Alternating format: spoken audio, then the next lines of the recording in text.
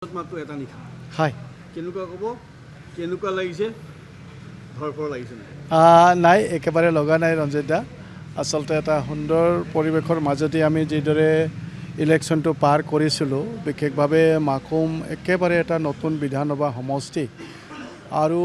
মই যিদৰে তাতে প্ৰৱেশ কৰিছিলোঁ আমাৰ যিসকল একেবাৰে গ্ৰাছ লেভেলৰ কাৰ্যকৰ্তাৰ পৰা আমাৰ মণ্ডলৰ কাৰ্যকৰ্তা মৰ্চাৰ কাৰ্যকৰ্তা সকলো কাৰ্যকৰ্তাই অতি অন্তৰকণে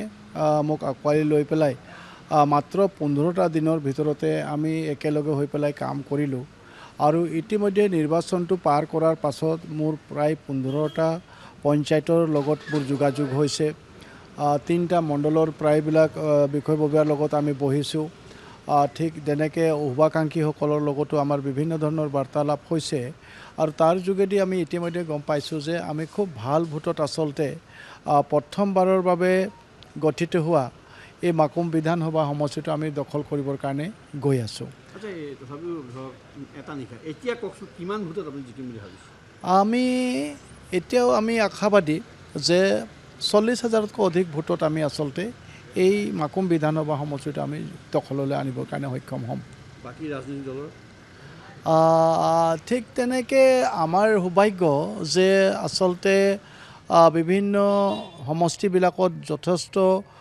দলে তাতে প্ৰতিদ্বন্দ্বিতা কৰিছে কিন্তু আমাৰ মাকুমটোত বহুতকেইটা নাই আৰু যিকেইটা কৰিছে তেনেধৰণৰ কোনো প্ৰভাৱ বিস্তাৰ কৰিব পৰা নাই মূলতঃ আমাৰ কংগ্ৰেছৰ লগতেই প্ৰতিদ্বন্দ্বিতা হ'ব আৰু কংগ্ৰেছৰ যোৱা দিনবিলাকত যি মানে তেওঁলোকে অসমৰ প্ৰত্যেকটো জাতি জনগোষ্ঠীক মানে যিদৰে যন্ত্ৰণা দি থৈ গৈছে অসমৰ মানুহক যিদৰে যন্ত্ৰণা দি গৈছে সেই হিচাপত তেওঁলোকে কোনো নতুনত্ব আচলতে এইবাৰ নিৰ্বাচনত তেওঁলোকে কথা ক'ব পৰা নাই মানুহৰ মাজলৈ তেওঁলোকে যোৱা দিনবিলাকত যিখিনি ভুল কৰিলে সেইখিনি শুধৰণি কেনেকৈ ধৰণৰ কৰিব আৰু কেনেকৈ ধৰণৰ এই এতিয়া ইমানবিলাক কাম হৈ আছে তাতকৈ বেছি কাম তেওঁলোকে কি যুক্তিত কৰিব পাৰিব এই কথাবিলাক আচলতে বিশ্বাসৰ মাজেদি তেওঁলোকে মানুহৰ মাজলৈকে লৈ যাব নোৱাৰিলে